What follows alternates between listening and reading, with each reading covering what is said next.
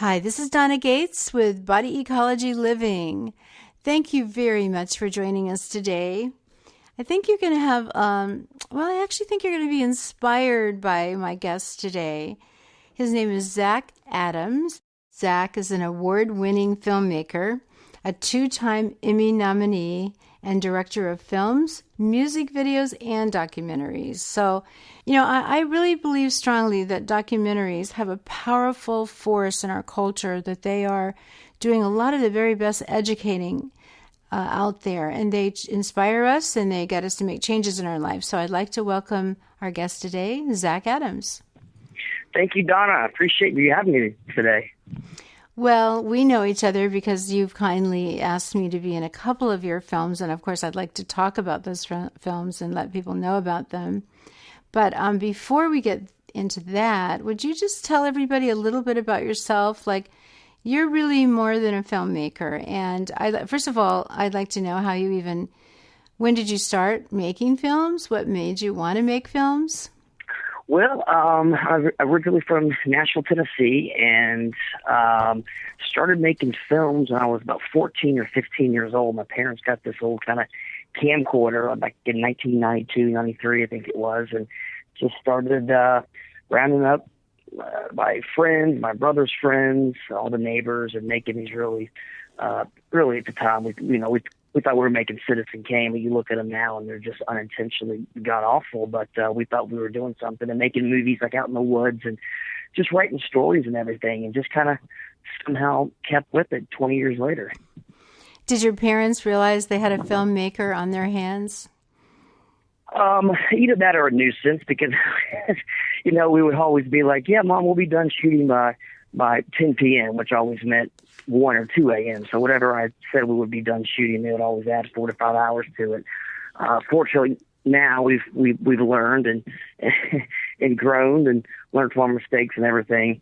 But yeah, they were very supportive, and I went to film school here, and then I lived in Los Angeles for almost 2 years and made some contacts out there, and I get out to LA about 3-4 times a year as well, and so it's great. It's good to be busy and make films. Well, what was the first big film you made? Gosh, we had a TV series on regional PBS called Southern Haunts that we did. We did like 7 or 8 episodes, and it was basically we would travel all across the Old South and document these historical buildings and bed and breakfast. So it wasn't like a ghost hunting show, but it was history meets folklore is kind of how I pitched the show.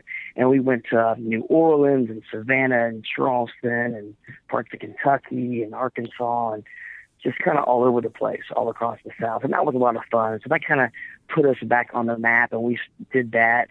Our pilot premiered, in 2005, October, so about exactly 9 years ago, because it was around Halloween 2005. And we did that for several years, and then we just kind of moved on to some other projects and started doing a lot of music videos and commercials and corporate videos and things like that. And then we made a film in 2011 called Nashville Rises, which was about the historic floods that happened on May 1st and 2nd, 2010, that caused almost $2 billion in damages. 28 people died, and it was just kind of a crazy situation, but it was a story of how neighbor helped neighbor to overcome tragedies. And so we saw a story in that, and we decided to make a documentary, and that kind of put us on the map. And that was released in 2011. Music videos also fill your life, right? Yes, they do, yeah. And you're in a perfect place right there in Nashville. I'm sure you're very busy doing that. Yeah, we are. We're in pre-production, a couple that we're doing mid to late October. So it's even though music videos are between 3.5 and sometimes up to 5 minutes each, it still takes a long time for the pre-production and getting the crew and the locations, hiring the cast, all that stuff that you have to do, whether your project is 3 minutes or 100 minutes long. Well, I know your team since I've been in a couple of the movies or the documentaries, and they're amazing, and the music is beautiful. The filming is just amazing. So I can see you all are true gifted artists, really. Well, I appreciate that. And we have an outstanding crew to work with, people like Mike Stryker, Darren Williams, Mark Allen Peters, Cody Westheimer, Gary Cord, people like that to do our score and crew. And so we're blessed to work with a lot of talented filmmakers that just come on these journeys. Sometimes I'll just pitch them a crazy idea, and they'll just, yeah, let's do it. Why not? Wow. So it's nice. So it's just a good little film community that we kind of got here. And we travel the country making these films. Well, I know that Nashville Rising was a very successful film, and then your very newest film is on hunger in America, and so I'd like to talk about that a little bit more. I told several people that you were doing the film, and it's interesting because I got a response from people that surprised me, really. They didn't think we had hunger in our country. They thought it was something that was happening over in Africa or something. Well, it's, unfortunately, hunger in America does exist. Now, it doesn't exist the way it does here, like it does in third world countries. It's definitely a different type of hunger. We're not saying we're having, 3-year-old little children starve on the sides of the streets and dying, but there's a big hunger insecurity problem going on, whether it's with malnutrition, whether it's people not having the funds to buy food. When the economy hit in 2008, it was one of those things where people said, do I pay my car note? Do I pay my mortgage? Or do I put food on the table? And they couldn't do all three. So fortunately, there are some programs through food banks where people can go and get food donated. And of course, we're hoping that it's healthy, and that's still an issue and a problem that we're facing is just the whole malnutrition aspect of hunger as well. One of the misconceptions that I found when we traveled 10,000 miles making this movie was that heavyset people go hungry. The last thing that I thought, if someone was 300-400 pounds, the last thing that you initially think is, well, they're not going hungry. Obviously, look at them; they're overweight, but they're consuming these empty calories that make them fat or bloated, but don't really fill them up. And it's not nutritious. And so that's where you kind of get the whole food insecurity. So there's a lot of misconceptions with hunger in America. And that was one of the reasons why we wanted to make the film, is to educate people. And as filmmakers, I know myself, Darren, and Mike Stryker, we learned a lot making this film and talking to people. We know documentaries really are powerful. I think that they're just a powerful tool of transformation in our society. What do you feel is the main takeaway that most people have gotten from the movie? You've seen it so far. Well, I think that it's been kind of a wake up call. When people leave the theater, hopefully they're not just educated and moved, but they're also inspired. Like the last 10 minutes of the film is all about what people can do. So it's not a downer to bring you down and saying how horrible it is. Yes, we talk about the stats and how 50 million Americans tonight will go hungry. 17 million of those 50 million are children. To me, that's just unacceptable. We live in the richest nation the world's ever seen, and we still have this problem. But we hope when people leave the theater, if they're watching the film at a film festival or whatnot, that they'll be inspired and they'll tell their friends. First, acknowledge that hunger in America does exist, but then there's ways you can do things about it to help prevent it. Well, now you've turned your energy to making a film on autism. When I spoke last year at, actually in the spring, at Autism One, and I was checking in, signing my name and everything, there's a little card for everybody who checked in. Right beside the registration, there's this card that you could pick up and take with you. And I was shocked when I read the card. It said that by 2020, which is like just 5 years away, really, 2020, every other child being born will be on the spectrum. Every other child. Oh, it's unbelievable. And the stats get kind of, unfortunately, worse and worse every year, and it's worse in boys than it is in girls. And yeah, now I think right now, of course, it changes. It seems every other month. The last I read, I think it's 1 in 48 boys are now being diagnosed. And of course, by 5-6 years from now, it's going to be like you said, it could be up to 50%. So, well, when I started working myself with autism, now it would be a little over 10 years ago, the statistic was 1 in 150, and that was just shocking. So people are not getting alarmed enough about this, and I don't think they're thinking into the future. What does that mean if every other person that's born from this time on, 2020 on, if they're not able to function normally in society, it doesn't mean they aren't wonderful people, that they aren't creative and just that there's all this wonderful stuff inside of them. They can't get it out, so they have to be cared for, and they'll become a huge drain on our society. So a wake-up call like this movie is really, really important. And so can you tell us like what you're learning as you're filming, and who are you filming, and what are you learning from these people? Well, again, about the whole misconception. I think the big misconception that I had and was the fact that everyone that has autism is just like Rain Man, Dustin Hoffman and Rain Man, and the spectrum is so wide. What I found out is there are people that are just barely diagnosed, and they have kind of maybe social issues, to other people that their children are 8, 9 years old and they can only say 10 words. And they're still not potty trained at 9, 10 years old. So I think it's the spectrum is what I've learned, just spending the past year and a half making this film, and now we're in the final stretch of editing and releasing the film next year. But that's what I really learned is just how wide the spectrum really is.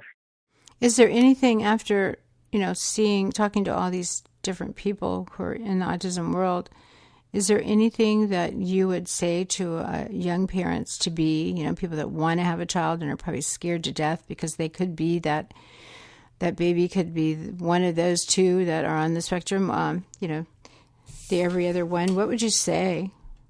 Well, actually, Donna, your interview talks a lot about that. You and Roy, when you were talking about the importance of parents eating very nutritious and exercising and having the raw organic diet and the fermented vegetables and everything, that there's studies that are shown that could prevent that, because they can't start with the parents. So I think when they see your interview, that's really gonna, a light bulb's gonna go off. So, like I said, with this film, like the Hunger film, it's not just to educate, it's also to inspire, and people can hopefully get out there and make a difference and change and save lives, with these films. Well, what have you seen so far from Hunger in America, since that's out already? Well, we just, we screened it at a church about 2 weeks ago, and it was one of the same things, and we had about a 45-minute discussion. And then, people saw the film, and a lot of them were inspired. They had some other really great creative ideas that we didn't necessarily talk about in the film, but the film kind of put a light bulb in their head, like, you know what, maybe we could do this, then we could do this. And it just creates a discussion after watching the film, kind of like how when we screened it in Hollywood when you were there about a month ago or so. I think the discussion was longer than the movie was, which was kind of cool after the screening. So that's what we're really trying to create, is just a discussion where people acknowledge that this exists, but things need to be done, whether it's traditional, whether it's new ideas out of the box, and just get out there and talk about it and find out what we can do. Yeah.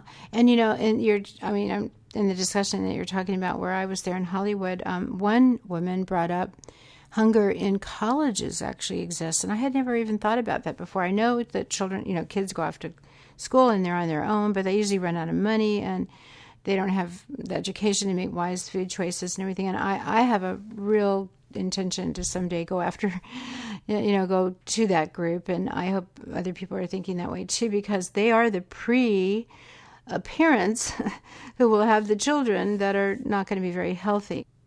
Well, I can just envision right now families sitting down together, watching it with their younger children, particularly high school age children, for two reasons. First of all, it's a great impressionable age. I know I began making lots of decisions about me and my life when I reached that age, and I think that we don't do enough to program the right kind of thoughts into our children and inspiring them. But would you tell everybody, I just wanted people to understand what a special person you are. And I know besides the movie, music videos and making these films and documentaries and so on, you also spend a lot of time with kids in the middle school. Yes, I also teach film workshops. I do 3 workshops a week, Monday, Wednesday, and Thursday.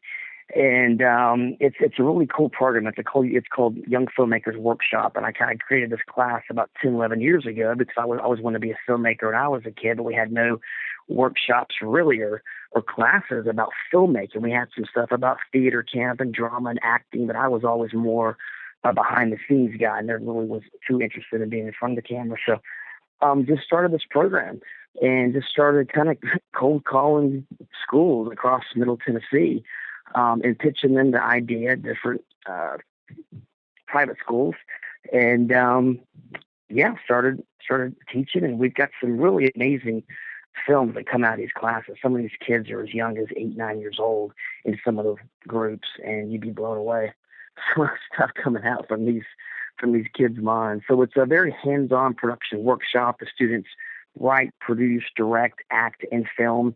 Only thing they don't do is edit. I hire a professional editor to piece everything together. He makes DVD menus, cover art, music, special effects, end credits. And so after the class is over, about 3-4 weeks later, I mail them their own finished DVD until they have something for the rest of their life to show their kids and grandkids. You know, look what I made when I was 19 years old. I helped create this. So it's a fun class because, you know, in the first couple weeks, we just been writing the script. So we start off with a blank piece of paper. Into the semester, we've got us a finished film. So it's like a mini Hollywood. Yeah, that's amazing. It makes me want to move to Nashville. How can somebody see Hunger in America?